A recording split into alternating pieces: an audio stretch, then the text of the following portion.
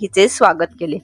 तसेच येथील भजन रसिकांच्या इच्छेनुसार श्रीरामाचे अभंग आणि विशेष म्हणजे बलिवरे गावावर त्यांनी स्वतः लयपद्मभूषण पुरस्कार प्राप्त गायिका तनुजा बाळू शिंगोळे यांनी अतिशय उत्कृष्ट डबलबारी भजन सादर केल्याबद्दल त्यांचा सत्कार बलिवरे गावाच्या ग्रामपंचायत सदस्या व सरपंच अविनाश फोपे यांच्या हस्ते करण्यात आले। यावेळी उपस्थित मृदुंग वादक धीरज यांच्या अथक परिश्रमामुळे आणि सहकार्याने सदर कार्यक्रम